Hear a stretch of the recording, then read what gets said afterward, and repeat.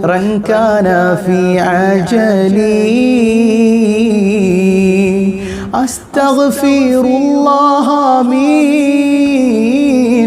ظن ظننت به غير الحقيقة في قصدي وفي آمالي مولاي صل وسلم دائما أبدا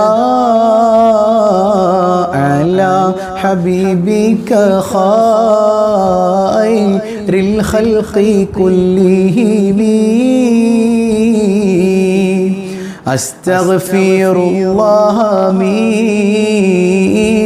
ما قلته ندما أستغفر الله في أمني وفي وجلي أستغفر الله مما كنت أعمله من المآثم في أيامي الأولين مولاي صل وسلم دائما أبدا على حبيبك خير الخلق كلهم. അള്ളാഹു കബൂൽ ചെയ്യുമാറാകട്ടെ. പല ആളുകളും ദുആ കൊണ്ട് വസിയ്യത്ത് ചെയ്തിട്ടുണ്ട്. എല്ലാവരുടെയും ലക്ഷ്യങ്ങൾ അള്ളാഹു പൂർത്തീകരിക്കട്ടെ. അപ്പോൾ പരിശുദ്ധമായ റമദാനിലെ നോമ്പിൻ്റെ നിയ്യത്ത് നമുക്കൊന്നൊരു ഉണർത്തലെന്നോണം മനസ്സിലാണ് കേട്ടോ നിയ്യത്ത് ചെയ്യേണ്ടത്. വാഗുകൊണ്ട് പറയൽ സുന്നത്തേ ഉള്ളൂ, മനസ്സിൽ കരുതണം. അഊദു ബില്ലാഹി മിനശ് ശൈത്വാനിർ റജീം ബിസ്മില്ലാഹിർ റഹ്മാനിർ റഹീം നവൈതു സൗമ ഗദിൻ അൻ അദാഇ ഫർളി റമദാനി ഹാദിഹി സനതി ലില്ലാഹി തആല. ഈ വർഷത്തെ അദാ ആയ ഫർളായ റമദാനിൽ നിന്നുള്ള നാളത്തെ നോമ്പിനെ അല്ലാഹു തആലാക്ക് വേണ്ടി നോറ്റുവീട്ടുവാൻ ഞാൻ കരുതി. അല്ലാഹു റബ്ബുൽ ആലമീൻ നമ്മിൽ നിന്ന് കബൂൽ ചെയ്യുമാറാകട്ടെ. പല ആളുകളും പല സങ്കടങ്ങളും പറഞ്ഞിട്ടുണ്ട്. എല്ലാവരുടെയും സങ്കടങ്ങൾ അല്ലാഹു അകറ്റട്ടെ. അപ്പോൾ റമദാൻ ആദ്യത്തെ രാത്രി സൂറത്തുൽ ഫത്ഹ് ഓതിയാൽ ഒരു കൊല്ലം ദാരിദ്ര്യം ഉണ്ടാവില്ല എന്ന് മഹത്തുക്കൾ പഠിപ്പിച്ചിട്ടുണ്ട്. നമുക്ക് സൂറത്തുൽ ഫത്ഹ് ഓതിയിട്ട് ചെറിയൊരു ദുആയും ചെയ്ത് പിരിയാം. അള്ളാഹു കബൂൽ ചെയ്യട്ടെ. നമ്മുടെ റിലീഫ് പദ്ധതിയിലേക്ക് പലരും ഹദിയ ചെയ്തിട്ടുണ്ട്. എല്ലാ സങ്കടങ്ങളും അള്ളാഹു നീക്കി കൊടുക്കട്ടെ ഇൻഷാ അള്ളാഹ്. അപ്പോൾ നാളെ മുതൽ നമ്മുടെ സമയത്തിൽ മാറ്റം ഉണ്ടാവും. എപ്പോഴാണ് നിങ്ങൾ പറയണം കേട്ടോ. നാളത്തെ രാത്രിയിലെ മജ്‌ലിസ് എപ്പോൾ വേണം? രാവിലെ 6 മണിക്ക് സ്വബാഹുൽ ഖൈർ നടക്കുന്നുണ്ട്. എല്ലാവരും അതിലും പങ്കെടുക്കുക. അള്ളാഹു റബ്ബുൽ ആലമീൻ അവൻ്റെ യഥാർത്ഥ മുത്തഖീങ്ങളിൽ നമ്മെ ഉൾപ്പെടുത്തി അനുഗ്രഹിക്കുമാറാകട്ടെ. ബിസ്മില്ലാഹിർ റഹ്മാനിർ റഹീം.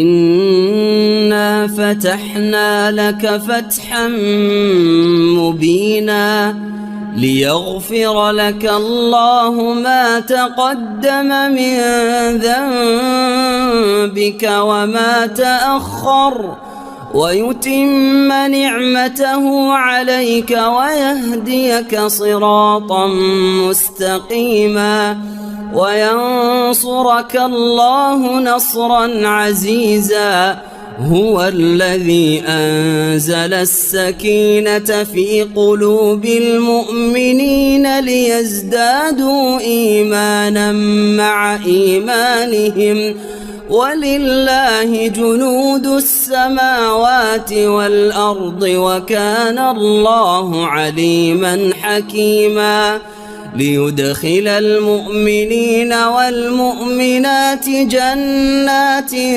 تجري من تحتها الأنهار خالدين فيها ويكفر عنهم سيئاتهم وكان ذلك عند الله فوزا عظيما ويعذب المنافقين والمنافقات والمشركين والمشركات الظالمين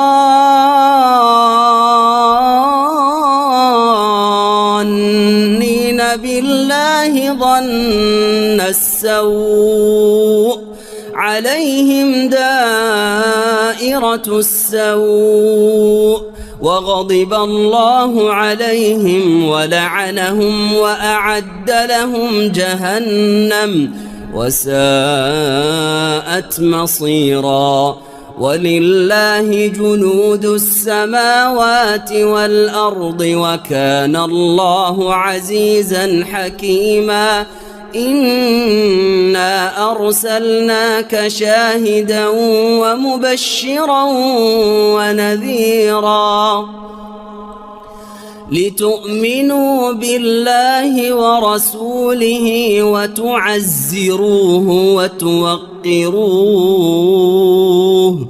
وتسبحوه بكرة وأصيلا إن الذين يبايعونك إنما يبايعون الله يد الله فوق أيديهم فمن نكث فإنما ينكث على نفسه ومن أوفى بما عاهد عليه الله فسيؤتيه أجرا عظيما سيقول لك المخلفون من الأعراب شغلتنا أموالنا وأهلنا فاستغفر لنا يقولون بألسنتهم ما ليس في قلوبهم قل فمن يملك لكم من الله شيئا إن أراد بكم ضرا أو أراد بكم نفعا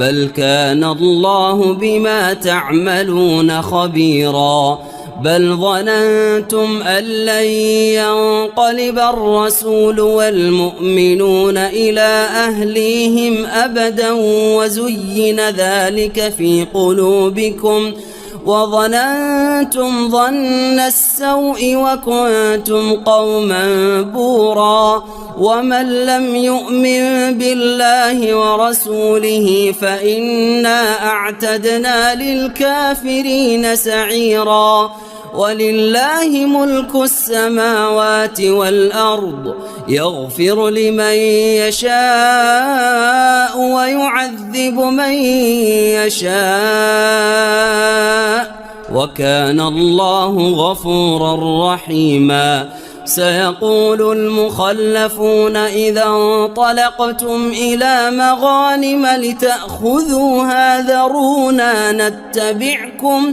يريدون أن يبدلوا كلام الله قل لن تتبعونا كذلكم قال الله من قبل فسيقولون بل تحسدوننا بل كانوا لا يفقهون إلا قليلا قل للمخلفين من الأعراب ستدعون إلى قوم أولي بأس شديد تقاتلونهم أو يسلمون فإن تطيعوا يؤتكم الله أجرا حسنا وإن تتولوا كما توليتم من قبل يعذبكم عذابا أليما ليس على الأعمى حرج ولا على الأعرج حرج ولا على المريض حرج ومن يطع الله ورسوله يدخله جنات تجري من تحتها الأنهار ومن يتول يعذبه عذابا أليما لقد رضي الله عن المؤمنين إذ يبايعونك تحت الشجرة فعلم ما في قلوبهم فأنزل السكينة عليهم وأثابهم فتحا قريبا ومغانم كثيرة يأخذونها وكان الله عزيزا حكيما وعدكم الله مغانم كثيرة تأخذونها فعجل لكم هذه وكف أيدي الناس وكف أيدي الناس عنكم ولتكون آية للمؤمنين ويهديكم صراطا مستقيما وأخرى لم تقدروا عليها قد أحاط الله بها وكان الله على كل شيء قديرا ولو قاتلكم الذين كفروا لولوا الأدبار ثم لا يجدون وليا ولا نصيرا سنة الله التي قد خلت من قبل ولن تجد لسنة الله تبديلا وهو الذي كف أيديهم عنكم وأيديكم عنهم ببطن مكة من بعد أن أظفركم عليهم وكان الله بما تعملون بصيرا هم الذين كفروا وصدوكم عن المسجد الحرام والهدي معكوفا أن يبلغ محله ولولا رجال مؤمنون ونساء مؤمنات لم تعلموهم أن تطؤوهم فتصيبكم منهم معرة بغير علم ليدخل الله في رحمته من يشاء لو تزيلوا لعذبنا الذين كفروا منهم عذابا أليما إذ جعل الذين كفروا في قلوبهم الحمية حمية الجاهلية فأنزل الله سكينته على رسوله وعلى المؤمنين وألزمهم كلمة التقوى وكانوا أحق بها وأهلها وكان الله بكل شيء عليما لقد صدق الله رسوله الرؤيا بالحق لتدخلن المسجد الحرام إن شاء الله آمنين محلقين رؤوسكم ومقصرين لا تخافون فعلم ما لم تعلموا فجعل من دون ذلك فتحا قريبا هو الذي أرسل رسوله بالهدى ودين الحق ليظهره على الدين كله وكفى بالله شهيدا محمد رسول الله والذين معه أشداء على الكفار رحماء بينهم تراهم ركعا سجدا يبتغون فضلا من الله ورضوانا سيماهم في وجوههم من أثر السجود ذلك مثلهم في التوراة ومثلهم في الإنجيل كزرع أخرج شطأه فآزره فاستغلظ فاستوى على سوقه يعجب الزراع ليغيظ بهم الكفار وعد الله الذين آمنوا وعملوا الصالحات منهم مغفرة وأجرا عظيما. അൽഹംദുലില്ലാ, നമ്മൾ പാരായണം ചെയ്ത സൂറത്തുൽ ഫത്ത്ഹ് അള്ളാഹു കബൂൽ ചെയ്യുമാറാകട്ടെ. നമ്മുടെ ജീവിതത്തിൽ നിന്ന് ദാരിദ്ര്യം അള്ളാഹു റബ്ബുൽ ആലമീൻ എടുത്തു കളഞ്ഞിട്ട് മറ്റൊരുത്തൻ്റെ മുമ്പിൽ പോയി കൈനീട്ടേണ്ട ഒരവസ്ഥ ഉണ്ടാകാൻ പാടില്ല. അള്ളാഹു റബ്ബുൽ ആലമീൻ റാഹത്തുള്ള ജീവിതം നൽകി നമ്മെ അനുഗ്രഹിക്കുമാറാകട്ടെ. പരിശുദ്ധമായ ഈ രാവിലെ നമ്മിൽ നിന്ന് വിട പറഞ്ഞു പോയി ഒരുപാട് ആളുകളുണ്ട്. അവരിങ്ങനെ ഖബറിൽ കിടന്നിട്ട് നമ്മുടെ ഒരു ദുആയിന് വേണ്ടി കാത്തിരിക്കുന്ന നിമിഷമല്ലേ. അള്ളാഹു റബ്ബുൽ ആലമീൻ അവരുടെ ഹദ്റത്തിലേക്ക് ഇത് എത്തിച്ചു കൊടുക്കട്ടെ. അവർക്കെല്ലാവർക്കും അള്ളാഹു സന്തോഷം കൊടുക്കട്ടെ. പ്രത്യേകിച്ച് നമ്മുടെ റിലീഫ് പദ്ധതിയിലേക്കൊക്കെ ഹദിയ ചെയ്തവർ രാവിൻ്റെ വർക്കത്തുകൊണ്ട് ഹദിയ ചെയ്താൽ എന്തോരം പ്രതിഫലം അവർക്ക് കിട്ടുക അല്ലേ. ജീവിതം മാറിയാൻ അത് മതിയെന്നാണ്. അള്ളാഹു അതൊക്കെ സ്വീകരിക്കുമാറാകട്ടെ. അപ്പോൾ ഇൻഷാ അല്ലാഹ് കൃത്യം 6 മണിക്ക് രാവിലെ നടക്കുന്ന സ്വബാഹുൽ ഖൈർ റമളാനിൽ ഒരു ദിവസം പോലും മുടക്കരുത്. മുടക്കരുത് മാത്രമല്ല നാമുമായി ബന്ധപ്പെട്ടവരൊക്കെ അതിൽ പങ്കെടുപ്പിക്കണം. സ്വഭാവൽ ഹൈർ കൊണ്ട് ജീവിതം മാറി മറിഞ്ഞ് എത്രയോ മനുഷ്യന്മാരുണ്ട്. അള്ളാഹു അങ്ങനെയുള്ള മുത്തഖീങ്ങളിൽ നമ്മെ ഉൾപ്പെടുത്തുമാറാകട്ടെ. അൽഹംദുലില്ലാഹ് അൽഹംദുലില്ലാഹി റബ്ബിൽ ആലമീൻ. اللهم صل على سيدنا محمد وعلى آل سيدنا ومولانا محمد. اللهم أوصل ثواب قراءتنا إلى النبي المصطفى محمد صلى الله عليه وسلم. أرحم الراحماയ കരുണക്കടലായ അല്ലാഹ്, ഈ സദസ്സ് നീ സ്വീകരിക്കണേ തമ്പുരാനെ. ഈ സദസ്സിന്റെ ബറക്കത്ത് കൊണ്ട് പടച്ചവനെ ഞങ്ങളിൽ നിന്ന് സംഭവിച്ച പാപങ്ങളെല്ലാം നീ പൊറുക്കണേ അല്ലാഹ്.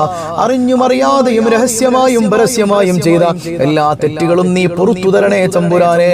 നീ പൊറുത്തില്ലെങ്കിൽ പരിശുദ്ധ റമദാനിലും നിന്റെ പാപമോചനം ഞങ്ങൾക്ക് കിട്ടിയില്ലെങ്കിൽ ഞങ്ങൾക്ക് നാശമാണല്ലോ അല്ലാഹ്. ഞങ്ങളുടെ പാപങ്ങളെല്ലാം നീ പൊറുക്കണേ തമ്പുരാനെ. ഒരുപാട് തെറ്റുകൾ ഞങ്ങളിൽ നിന്ന് സംഭവിച്ചിട്ടുണ്ട്. നിന്റെ കാരുണ്യത്തിലാണ് പ്രതീക്ഷ റബ്ബേ. നിന്റെ കാരുണ്യം തരണയല്ല, നിന്റെ കരുണ തരണയല്ല, നിന്റെ കരുണ തരണയല്ല. നിന്റെ കാരുണ്യം ലഭിക്കാത്ത മുനാഫിക്കുകളിൽ നീ ഞങ്ങളെ പെടുത്തല്ലേ തമ്പുരാനെ. നിന്റെ കാരുണ്യത്തിന്റെ തിരുനോട്ടം ആസ്വദിക്കാൻ തൗഫീക്ക് നൽകണയല്ല. എത്ര രോഗികളാ ഞങ്ങൾക്കിടയിലുള്ളത്. മാരക രോഗങ്ങൾ കൊണ്ട് ബുദ്ധിമുട്ടുന്നവരുണ്ട്, ക്യാൻസർ കൊണ്ട് പ്രയാസപ്പെടുന്നവരുണ്ട്, കിഡ്നി തകരാറിലായതുകൊണ്ട് ബുദ്ധിമുട്ടുന്നവരുണ്ട്. എന്തെല്ലാം മാരക രോഗങ്ങൾ കൊണ്ട് ബുദ്ധിമുട്ടുന്നുണ്ടോ നീ പരിപൂർണ ശിഫ നൽകണയല്ല. ഞങ്ങൾ ആർക്കും മാരക രോഗങ്ങൾ തന്ന് പരീക്ഷിക്കല്ലയല്ല. സ്വന്തം മക്കൾ പോലും അറപ്പോടെ വെറുപ്പോടെ നോക്കുന്ന രോഗങ്ങളെ തരല്ലയല്ല. കരുണക്കടലായ റബ്ബേ, ഞങ്ങളുടെ കുടുംബങ്ങളിൽ സമാധാനം നൽകണയല്ല. റമളാൻ ഞങ്ങൾക്ക് അനുകൂലമാക്കണയല്ല. ഞങ്ങളുടെ പൊന്നുമക്കളെ നീ നേർവഴിയിലാക്കണയല്ല. ഇണകളെ നന്നാക്കണയല്ല. കള്ളുകുടിയന്മാരുണ്ട്, മദ്യപാനികളുണ്ട്, മോശം സ്വഭാവത്തിൽ നടക്കുന്നവരുണ്ട്, വ്യഭിചാരികളിൽ പെട്ടുപോയവരുണ്ട്. യാ റബ്ബനാ, ഞങ്ങളെ എല്ലാവരെയും നീ നന്നാക്കണേ തമ്പുരാനെ. ഇണകളെയും നേർവഴിയിൽ നയിക്കണേയല്ല. സമാധാനമുള്ള ദാമ്പത്യം നൽകണേയല്ല. സംശയ രോഗങ്ങളിൽ നിന്ന് കാവലേകണേയല്ല. പടച്ചവനെ, രാവിന്റെ ബറക്കത്ത് കൊണ്ട് ഞങ്ങളുടെ കുടുംബത്തിൽ വെളിച്ചം നൽകണേയല്ല. മക്കളെ നന്നാക്കണേയല്ല. എന്തെല്ലാം പരീക്ഷകൾ എഴുതുന്നുണ്ടോ എല്ലാ പരീക്ഷകളിലും ഉന്നത വിജയം നൽകണേയല്ല. പരീക്ഷകളിൽ ഉന്നത വിജയം നൽകണേയല്ല. യാ റബ്ബനാ, യാ റബ്ബനാ, നീ അല്ലാതൊരത്താണിയില്ല അല്ലാ. നിന്റെ തണലല്ലാതൊരു തണലില്ല അല്ലാ. നിന്റെ ഹബീബല്ലാതെ വസീലയില്ല അല്ലാ. ഈ കൽബൊന്നു തുറന്നു തരണേ അല്ലാ. നിന്നോടുള്ള പ്രണയം ആസ്വദിക്കാൻ തൗഫീക്ക് നൽകണേ അല്ലാ. കടബാധ്യതകളുള്ളവരുണ്ട്, കടങ്ങൾ ഏറ്റെടുക്കണയല്ല. കടക്കാരനായി മരിപ്പിക്കല്ലേ അല്ലാ. കടം തന്ന ആളുകൾ വന്ന് മയ്യത്തിന് വില പറയുന്ന ഗതികേട് നൽകല്ലേ അല്ലാ. വീടില്ലാത്തവർക്ക് ഹൈറായ ഭവനം കൊടുക്കണയല്ല. മക്കളില്ലാതെ പൊട്ടിക്കരയുന്നവരുണ്ട്. ഈ രാവിന്റെ ബറക്കത്ത് കൊണ്ട് സ്വാലിഹീങ്ങളായ സന്താനങ്ങളെ കൊടുക്കണയല്ല. ഉള്ള മക്കളെ നന്നാക്കണയല്ല, നേർവഴിയിലാക്കണയല്ല, അതവുള്ളവരാക്കണയല്ല. പടച്ചവനെ, റസാ വ്ലോഗ്സ് ചാനലിനോടൊപ്പം ഏത് മജ്ലിസിലും പങ്കെടുത്ത് ഇതിന്റെ ഭാഗവാക്കായി കുടുംബമായി നിലനിൽക്കുന്ന സഹോദരങ്ങളുണ്ട്. പാവപ്പെട്ട റിലീഫ് പദ്ധതിയിലേക്ക് സഹായം പറഞ്ഞപ്പോൾ അതിലേക്ക് ചെയ്തവരുണ്ട്. യാ റബ്ബനാ, എല്ലാവരെയും നീ ഏറ്റെടുക്കണയല്ല. അവരുടെ കണ്ണുനീർ നീ തുടയ്ക്കണയല്ല. നിന്റെ പരിശുദ്ധ ഭൂമിയിൽ വന്നണയാതെ ഞങ്ങളെ റൂഹ് പിടിക്കല്ലേയല്ല. മദീന കാണാതെ മരിപ്പിക്കല്ലേ അല്ല. ഞങ്ങളുടെ തൊഴിലുകളിൽ ബറക്കത്ത് ചെയ്യണയല്ല. പ്രവാസികൾക്ക് ഖൈർ നൽകണയല്ല. പടച്ചവനെ, കടക്കണിയിൽ പെട്ടുപോയവരുണ്ട്, മോചനം നൽകണയല്ല. യാ റബ്ബനാ, വീട് നിർമ്മാണത്തിലിരിക്കുന്നത് പൂർത്തീകരിക്കാൻ തൗഫീക്ക് നൽകണയല്ല. കരുണക്കടലായ കരുണാവാരിധിയായ റബ്ബേ, ഞങ്ങളിൽ നിന്ന് മൺമറഞ്ഞ മാതാപിതാക്കൾ, ബന്ധുമിത്രാദികൾ, ഇണകൾ, സന്താനങ്ങൾ, സഹോദരങ്ങൾ എല്ലാവരുടെയും ബർസഖി ജീവിതം റാഹത്തിലാക്കണയല്ല. സലാമത്ത് നൽകണയല്ല. സുരക്ഷ നൽകണയല്ല. ഖബറിൽ സന്തോഷം നൽകണയല്ല. ഞങ്ങൾ ആരെയും നീ പെട്ടെന്ന് മരിപ്പിക്കല്ലയല്ല. റമളാൻ എതിരാകുന്ന ഭാഗ്യഹീനരിൽ പെടുത്തല്ലയല്ല. റമളാനിന്റെ ശുപാർശ തരണയല്ല. മുത്തായ തങ്ങളുടെ തിരുനോട്ടം നൽകണയല്ല. ഹൗദുൽ കൗസർ കുടിക്കാൻ ഭാഗ്യം നൽകണയല്ല. അവസാനം റയ്യാൻ എന്ന കവാടത്തിലൂടെ മാതാപിതാക്കളെയും ഇണകളെയും സന്താനങ്ങളെയും ഞങ്ങൾക്ക് വേണ്ടപ്പെട്ടവരെയും കൈപിടിച്ചുകൊണ്ട് കടന്നു പോകാൻ നിന്റെ കാരുണ്യം കൊണ്ട് അവസരം നൽകണയല്ല. ഈ സദസ്സ് നീ കബൂൽ ചെയ്യണേ തമ്പുരാനെ. ഏത് മുറാദ് വെച്ചുകൊണ്ടാണോ ഈ സദസ്സിൽ പങ്കെടുക്കുന്നത് ആ മുറാദുകളെല്ലാം നീ ഹാസുലാക്കണേ അല്ലാ.